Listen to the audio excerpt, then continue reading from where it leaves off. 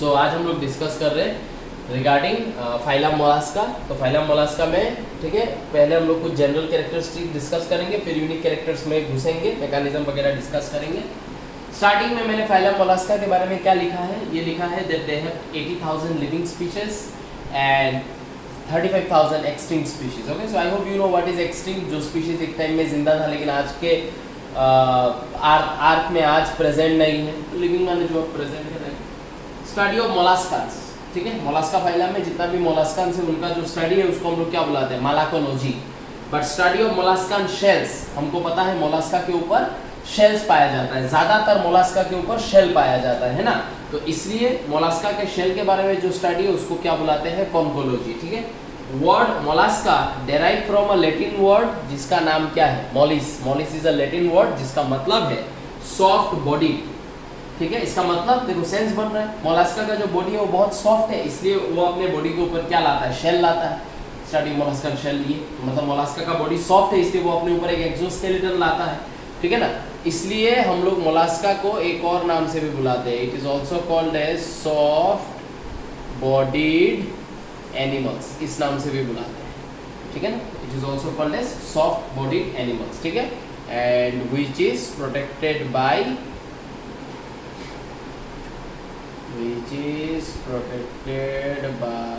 a hard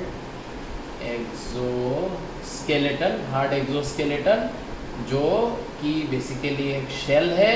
और कैसा shell है, कैल्कारियस शेल है, दैट मीन्स कैल्शियम कार्बोनेट से बना हुआ है। ठीक है, so calcareous shells are made up of calcium carbonate CaCO3। Next point, phylum Mollusca is the second largest phylum of एके एनिमल किंगडम। एनिमल किंगडम का largest phylum was Arthropoda, second largest phylum is Mollusca. Habitat, found in all habitats but mostly terrestrial और aquatic. हर जगह पाया जाएगा, lake, ocean, tree, है ना, कहीं भी, मतलब any habitat you name you will find this particular organism over there, but most of their species are present in the terrestrial condition, जो हम लोग देखते हैं स्नेल। एक्वाटिक कंडीशन इसमें तो बहुत सारा है, ठीक है, एग्जांपल्स हम लोग बोलते रहेंगे। एक्वाटिक के साइड में fresh water, marine water, FW MW माने फ्रेश वाटर, मेराइन वाटर, दोनों कंडीशन में ही पाया जाता है। Organ system, level of organisation, body में बहुत अच्छा ऑर्गन सिस्टम्स है, क्या क्या है वो अभी डिस्कस करेंगे। Germ layer, triploblastic, schizocoelom, last phylum to have schizocoelom, क्योंकि इसका नेक्स्ट फाइलम है इकोनोडर्माटा, उसमें एंटेरोसिलोम होगा। Segmentation is absent, no segmentation present except Neopilina. Neopilina बोल के एक ऑर्गेनिज्म है, उसमें सेगमेंटेशन प्रेजेंट है। एंड रिमेंबर कि हम लोग जो नियोपिलीना है, इस नियोपिलीना को क्या बुलाते हैं, लिविंग फॉसिल बुलाते हैं। क्यों?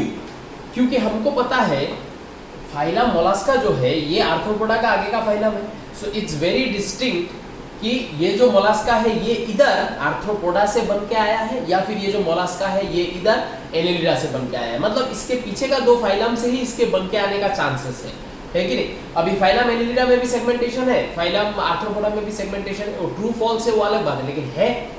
और इस फाइलम में किसी में भी सेगमेंटेशन प्रेजेंट नहीं है। हम लोगों ने क्या लिखा, सेगमेंटेशन इज एब्सेंट। सिर्फ एक ऐसा ऑर्गेनिज्म है जिसमें सेगमेंटेशन प्रेजेंट है। समझ में आया? इसमें क्या हुआ कि इधर एनेलिडा ने डिसाइड किया मोलास्का बनने का, तो सपोज 100 एनेलिडा था, उनमें से 10 एनेलिडा ने बोला हम लोग मोलास्का बनेंगे। वो जो 10 मोलास्का बनने को आया, तब इनिशियली उसके बॉडी में क्या था, वो मोलास्का बन गया, लेकिन इनिशियली उसके बॉडी में सेगमेंटेशन प्रेजेंट था। फिर नेचर ने बोला अरे सेगमेंटेशन होने से मैं तुमको नया फाइलम नहीं बनाऊंगा, तुमको वापस एनेलिडा या आर्थ्रोपोडा ही रहना पड़ेगा। अगर तुमको नया फाइलम बनना है तो तुमको ये सेगमेंटेशन अपने बॉडी से हटाना पड़ेगा। तो सब मोलास्का ने एग्री किया कि ठीक है हम लोग नया फाइलम बनेंगे, हम लोग हमारे बॉडी में सेगमेंटेशन नहीं डालेंगे एक्सेप्ट फॉर वन। इस ऑर्गेनिज्म ने बोला नहीं, मैं सेगमेंटेशन अपने बॉडी में रखूंगा और देख लेता हूं नेचर मेरा क्या उखाड़ता है, लाइक दैट। तो नेचर का अगेंस्ट में एक प्रिमिटिव कैरेक्टर को अपने बॉडी में लिए हुए है एंड आज भी जिंदा है, इसलिए क्या बोलेंगे, लिविंग फॉसिल। क्योंकि बाकी जो मोलास्का एनेलिडा से मोलास्का बनने आया या आर्थ्रोपोडा से मोलास्का बनने आया, उन्होंने क्या सोचा, उन्होंने सोचा कि let's not keep segmentation, nature is not favouring our segmentation and we are also a new phylum, so we will not keep segmentation. तो उन्होंने सेगमेंटेशन नहीं रखा, जबकि एक ऑर्गेनिज्म ने बोला कि नहीं मैं अब सेगमेंटेशन रखूंगा, मैं इसको जाने नहीं दूंगा। तो वो एक प्रिमिटिव कैरेक्टर को लेते हुए अपने बॉडी में है, जिसको आर्क ने रिजेक्ट किया है, इसलिए बाकी मोलास्कास में ये प्रेजेंट नहीं है, लेकिन इसने नेचर के अगेंस्ट में इस कैरेक्टर को पकड़ के रखा और आज भी जिंदा है, लिविंग फॉसिल। आई होप यहाँ का जो भी कैरेक्टर से समझ में आया। Now moving to the next characters. ठीक, ये है नेक्स्ट कैरेक्टर, नेक्स्ट डिस्कशन। यहाँ पे हम लोग डिस्कस कर रहे हैं regarding the body symmetry of Mollusca. तो मोलास्का में बॉडी सिमेट्री जो है उसमें हम लोग को क्या देखने को मिलेगा कि most of the larval form जो होता है, लार्वा जो होता है उसमें कैसा सिमेट्री रहता है, बायलैटरल सिमेट्री रहता है। और जो एडल्ट होता है वो एडल्ट में हो जाता है क्या, एसिमेट्रिकल। सो एसिमेट्रिकल एक पोर सिमेट्री है, बायलैटरल सिमेट्री सबसे एडवांस सिमेट्री है। तो सबसे एडवांस सिमेट्री से पोर सिमेट्री में जा रहा है, तो इस तरीके का मेटामॉर्फोसिस को क्या बुलाएंगे, ये उल्टा हो गया, अच्छा कैरेक्टर खराब में कन्वर्ट हो गया, इसको हम लोग रेट्रोग्रेसिव मेटामॉर्फोसिस बुलाते हैं। इन जनरली क्या होगा, लार्वा में एसिमेट्रिकल रहेगा और एडल्ट में बायलैटरल आएगा, मतलब लार्वा में प्रिमिटिव टाइप का रहेगा जबकि एडल्ट में वो प्रिमिटिव कैरेक्टर एक एडवांस कैरेक्टर में कन्वर्ट होगा। इस कन्वर्शन को हम लोग क्या बुलाते हैं, इसको हम लोग प्रोग्रेसिव मेटामॉर्फोसिस बुलाते हैं, प्रोग्रेस वाला। ठीक है, यहाँ पे लार्वा में अच्छा कैरेक्टर है, एडल्ट में वो रिड्यूस्ड कैरेक्टर में आ जाता है, तो ये क्या होगा, उल्टा रेट्रोग्रेसिव मेटामॉर्फोसिस। ठीक है, ये क्यों होता है, क्यों, ये देखते हैं। This occurs due to the formation of shell, क्योंकि हमको पता है एडल्ट जो है वो एडल्ट अपने ऊपर एक शेल बनाएगा। अभी तो बोला कैलकारियस CaCO3 से बना हुआ एक कैलकारियस शेल ये लोग अपने ऊपर बनाता है।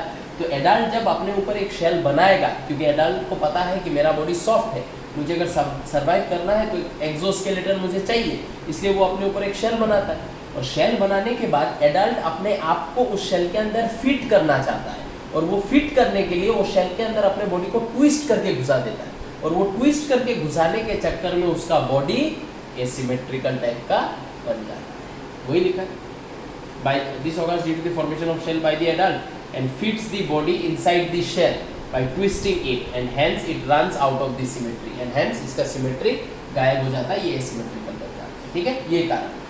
एक और रीजन हम लोग कभी कभी एंट्रेंसेस में दे देता है कि लार्वा का जो नर्व कोड है वो देखने में कैसा है। ऐसा होगा कि एक सेरेब्रल गेंगलिया रहेगा CG, और सेरेब्रल गेंगलिया से इस तरीके का रन करेगा 2 लॉन्गिट्यूडिनल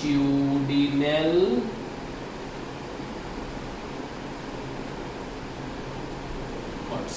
ठीक है, अब ये एक लार्वा का नर्व कोड है, लेकिन ये लार्वा जब एडल्ट बनेगा तो बॉडी को ट्विस्ट करके जब अंदर घुसाएगा तो नर्व कोड क्या हो जाएगा, ये जो 2 नर्व कोड है वो ट्विस्टिंग के वजह से ऐसा हो जाएगा। तो एडल्ट का जो नर्वस सिस्टम है उसको न्यूमेरिकल 8 शेप्ड नर्वस सिस्टम या नर्व कॉर्ड बोला जाता है, जबकि लार्वा का नर्व कॉर्ड जो है वो पैरेलली रन करता है और बॉडी के लॉन्गिट्यूडिनल एक्सिस में रन करता है, जबकि एडल्ट का वो ट्विस्टिंग के वजह से वो न्यूमेरिकल 8 शेप में आ जाता है। तो आई होप ये बॉडी सिमेट्री का डिस्कशन समझ में आया होगा।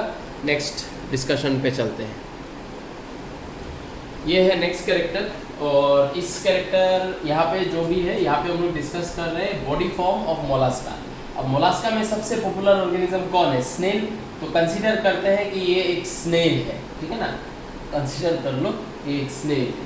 ठीक है, तो क्या बोला जा रहा है कि स्नेल का जो बॉडी है वो डिवाइडेड है इनटू 3 पार्ट्स। क्या क्या है 3 parts, head, visceral hump, muscular foot, these are the 3 parts. अब ये जो डायग्राम है, इस डायग्राम में ये वाला जो रीजन है ये एक हम्प के जैसा है कि नहीं, कैमल का हम्प ऐसा सुना होगा तुम लोगों ने, ये एक हम्प के जैसा है कि नहीं। इस हम्प को हम लोग क्या बुलाते हैं, this portion is called as visceral hump, this part.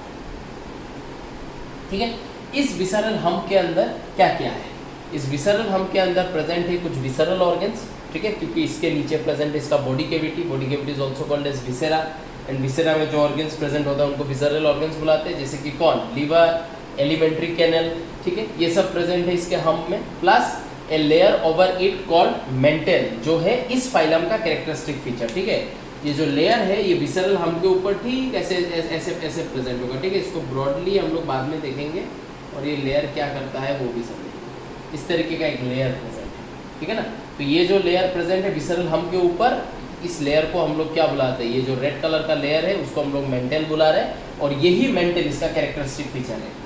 ठीक है, कैरेक्टरिस्टिक फीचर माने इस मेंटल के, इस ऑर्गेनिज्म के बॉडी में बहुत ज़्यादा कंट्रीब्यूशन है। क्या कंट्रीब्यूशन है, क्या फंक्शन करता है, हम लोग समझेंगे। ये जो नीचे का पोर्शन है उसको हम लोग क्या बुलाते हैं, muscular foot.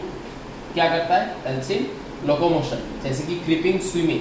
Also assist in burrowing, borrows करके उसके अंदर रहता है बहुत सारा मोलास्कन, बहुत सारा स्नेल, तो बारो करने में मदद करेगा। और जब भी सरफेस पे चलेगा तो क्रीपिंग, स्विमिंग ये सब करने में भी मदद करेगा। कौन? Muscular foot. ये है मस्कुलर फुट का, ठीक है। मस्कुलर फुट में एक केमो रिसेप्टर भी प्रेजेंट रहता है, ऑल्सो पॉजेजेस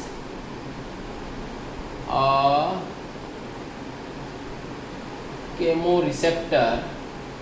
और केमो रिसेप्टर जो है उस केमो रिसेप्टर का नाम है ऑस्फ्राडियम, ठीक है। ये है ऑस्फ्राडियम है उसके केमो रिसेप्टर का नाम। तो केमो रिसेप्टर का मतलब क्या है? केमिकल का रिसेप्टर। तो इस रिसेप्टर की मदद से ये ऑर्गेनिज्म क्या करता है? ये organism analyses the pH of its क्या सराउंडिंग्स, ठीक है। तो ये जहाँ पे भी रहता है, सॉइल में, वाटर में, जहाँ पे भी रहेगा उस जगह का pH को ये जज कर सकता है एंड pH को मेंटेन करते हुए उसका सुइटेबल pH के रीजन में ये रहता है, ठीक है। तो इसका सुइटेबल pH के रीजन में ये रहता है। Generally it likes to live in slightly acidic condition में। तो वो कैसे समझता है? वो अपने केमो रिसेप्टर के मदद से समझता है, जिसका नाम है ऑस्फ्राडियम। और ये भी मस्कुलर फुट में प्रेजेंट है, ठीक है। तो इन दोनों का सिग्निफिकेंस हम लोग को समझ में आ गया है। The third part, main part, जिसको जो क्या है, जो है हेड। तो हेड पार्ट जो है, ये है हेड पार्ट। इस हेड पार्ट में क्या क्या है? इस तरीके का दो स्टॉक प्रेजेंट है। स्टॉक माने डंडा। उस स्टॉक के ऊपर प्रेजेंट है इसका क्या? आइस। स्टॉक का नाम ओमाटोफोर, उसके एपिकल रीजन में आइस। माउथ प्रेजेंट है ऐसा।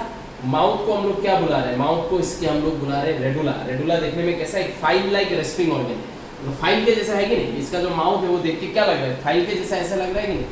ऐसे फाइल के जैसा ऐसे लग रहा है, ठीक है। तो file like rasping organ. Respiring organ क्यों? क्योंकि जब मुंह बंद करेगा तो जो भी चीज मुंह के अंदर घुसेगा वो मुंह से छूट के नहीं जा पाएगा। क्यों?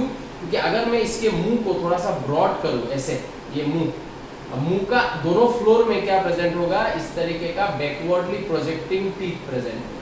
तो अगर मुंह में कुछ चीज आके घुसता है ऐसे, तो मुंह बंद हो जाता है, तो वो चीज को क्या करेगा? ये जो काइटिनस टीथ है वो ग्रिप में ले लेगा। File like rasping organ with chitinous teeth projected backward. Fleshy tongue, बीच में दोनों मुंह का जो बीच में एक टांग भी प्रेजेंट है, ऐसे करके टांग प्रेजेंट है दोनों जॉ के बीच में। फ्लैशी टांग प्रेजेंट है। फ्लैशी टांग को क्या बुला रहे हैं? ओडोंटोफोर। सो ओ से काफी सारा नाम है। दोनों फाइल लाइक रेस्पिंग ऑर्गन जो माउथ है, उस माउथ के बीच में एक टांग है, टांग का नाम है ओडोंटोफोर। माउथ के ऊपर से दो स्टॉक निकल रहा है, स्टॉक का नाम है ओमाटोफोर, जिसका एपिकल माने एकदम ऊपर का एंड में आइस प्रेजेंट, ठीक है। एंड मस्कुलर फुट जो है उसमें प्रेजेंट है केमिकल रिसेप्टर, जिसका नाम क्या है? ऑस्फ्राडियम। तो ओ से काफी स्पेलिंग है, लेकिन आई होप समझ में आया है, ठीक है। अब हम लोग पढ़ेंगे ये जो विसरल हम्प में ये जो रेड कलर का लेयर मैंने बनाया है, जिसको मैंने मेंटल बोला है, इस मेंटल का क्या काम है? ये मेंटल को कैरेक्टरिस्टिक फीचर क्यों बोला गया है? क्या क्या फंक्शन ये इसको करने में मदद करता है, ये अभी हम लोग पढ़ेंगे, ठीक है। इसका अच्छे से नोट बना लो। तो यहाँ पे हम लोग डिस्कस करेंगे अभी कि मेंटल को क्यों कैरेक्टरिस्टिक फीचर बोला जाता है, ऐसा क्या कंट्रीब्यूशन है मेंटल का। तो यहाँ पे देख सकते हो, ये मैंने स्नेल को वापस बनाया है, और ये जो ऊपर का रेड कलर का जो लेयर दिखाई दे रहा है, डेलिकेट स्पॉन्जी लेयर, ठीक है। It is delicate spongy layer. तो ये जो एक डेलिकेट स्पॉन्जी लेयर है, इसका नाम क्या है? मेंटल, ठीक है। ये क्या क्या करता है, ठीक है, फंक्शंस क्या क्या है, कंट्रीब्यूशन क्या क्या है, जिसके वजह से इसको कैरेक्टरिस्टिक फीचर बोला जा रहा है, ठीक है। तो क्या करता है? It forms exoskeleton. ये जो हम लोगों ने स्टार्टिंग में पढ़ा, ये ऑर्गेनिज्म को हम लोगों ने क्या क्या बोलते हैं? सब बॉडीड एनिमल, ठीक है। और ये ऑर्गेनिज्म अपने बॉडी को प्रोटेक्ट करने के लिए एक शेल होता है, ठीक है। फिर वो सिमेट्री में भी पढ़ा, वो शेल का फॉर्मेशन कौन करता है? मेंटल। मेंटल के पास वो कैपेबिलिटी है क्या रिलीज सीक्रेट करने का? CaCO3, और CaCO3 रिलीज करके ये क्या करता है? एक प्रोटेक्टिव कवरिंग बॉडी के बाहर बनाता है, एक्सोस्केलेटन बनाता है, जो है एक कैलकारियस शेल। तो शेल बनाता है ये। दूसरा चीज, स्नेल्स को देखा होगा, जब भी उसके हेड को थोड़ा सा डर लगता है, तब क्या होता है? वो हेड को अपने शेल के अंदर रिट्रैक्ट करता है, ठीक है। तो ये मेंटल हुआ। मैं यहाँ पे शेल तो नहीं बना सकता हूँ, लेकिन मैं ऐसा करके अगर दे दूँ ये, तो कंसीडर कर लेते हैं ये जो स्ट्रक्चर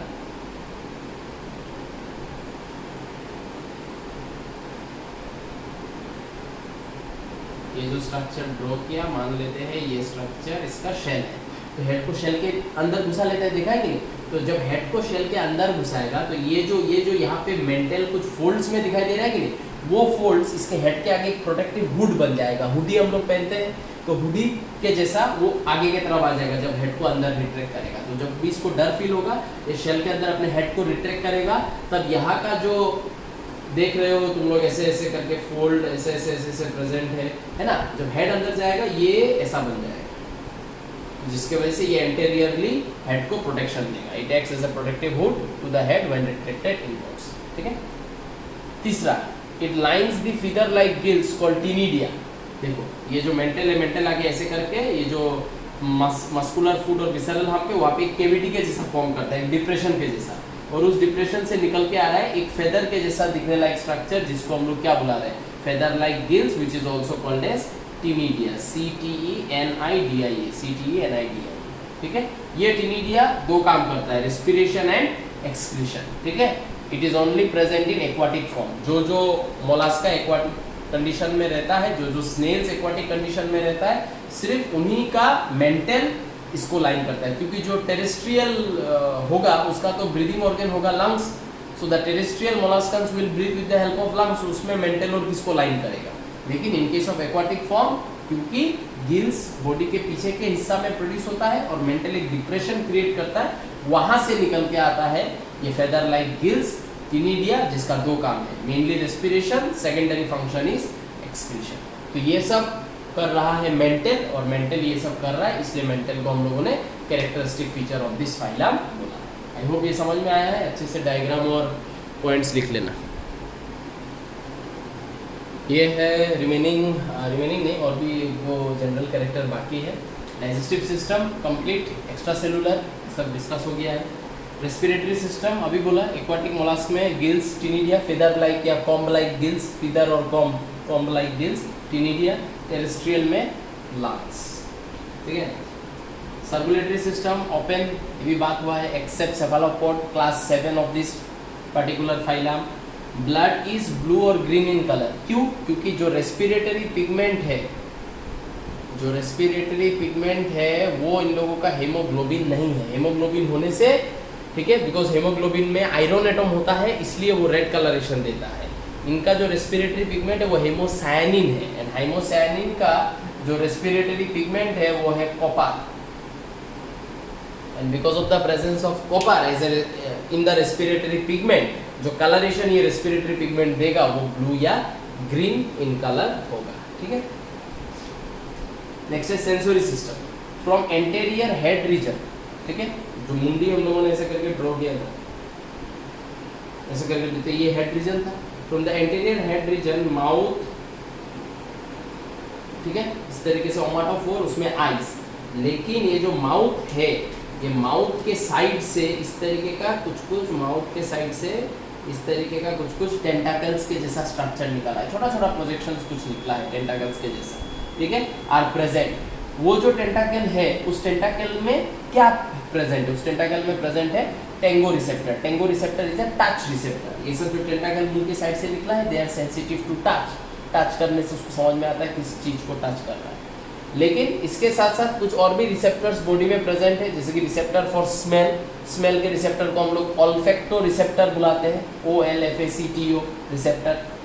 टेस्ट रिसेप्टर प्रेजेंट है, जिसको हम लोग गस्टेटो रिसेप्टर बुलाते हैं, GUSTATO गस्टेटो रिसेप्टर। स्टेटोसिस जो एक बैलेंस ऑर्गन है, et cetera are present in the sensory system. So these are the अलग अलग रिसेप्टर डूइंग अलग अलग function present in the body of the mollusc. Fertilization mostly internal, that means not only internal, both internal as well as external, लेकिन most of the organism internally respire करता है, ठीक है। I hope ये character समझ में आया है। Moving on to the next. तो यहाँ हम लोग अभी डिस्कस कर रहे हैं regarding the excretory system of this particular mollusca, और देखेंगे कि एक्सक्रीटरी सिस्टम कैसे फंक्शन करता है, ठीक है। तो बॉडी के अंदर जो नॉर्मल सेल्स होगा, वो नॉर्मल सेल्स के आसपास एक ऑर्गन होगा, जिस ऑर्गन का काम है उन सब सेल से क्या करना, उन सब सेल से मेटाबॉलिक वेस्ट को कलेक्ट करना, ठीक है। तो यहाँ पे MW लिख देता हूँ। तो सेल से मेटाबॉलिक वेस्ट, सेल के अंदर जो मेटाबॉलिक वेस्ट पड़ा फॉर्म हुआ, उस मेटाबॉलिक वेस्ट को सेल से एब्जॉर्ब किया किससे, केबर्स ऑर्गन ने। So Keber's organ is that organ which collects the metabolic waste from the cell. So there will be many such cells surrounding this particular organ, and wherever there will be the production of the metabolic waste inside this cell, they will directly give it to Kebbers organ. They will not keep it inside themselves, they will directly give it to Kebbers organ. Okay, what Kebbers organ does, it collects all the metabolic waste from all this cell and pours that metabolic waste into the coelomic fluid of coelomic pouch. क्यों coelomic pouch? क्योंकि इनका body तो अभी भी क्या है, सीजोसीलोम है, coelomic pouch है ना। तो इस तरीके का कोई एक सिलोमिक पाउच के अंदर सिलोमिक फ्लूइड है, वहां पे ये केबर्स ऑर्गन मेटाबॉलिक वेस्ट को इन सब से कलेक्ट करके डाल देगा। सिलोमिक फ्लूइड से मेटाबॉलिक वेस्ट को उठाएगा एक और ऑर्गन जिसका नाम है ऑर्गन ऑफ बोजानस। ठीक है, organ of Bojanus coelomic fluid से मेटाबॉलिक वेस्ट को उठाएगा। ऑर्गन ऑफ बोजानस से उठाएगा कौन, एक नेफ्रिडिया जिसका नाम है मेटानेफ्रिडिया। एंड हमको पता है नेफ्रिडिया का एंड पॉइंट क्या है, नेफ्रिडियोपोर।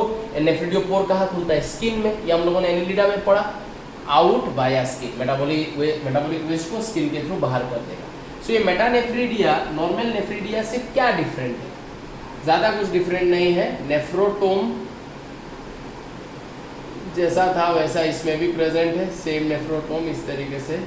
ठीक है, जो ट्यूबुलर पार्ट है, जो ट्यूबुलर पार्ट था, वो tubular part in case of metanephridia is branched.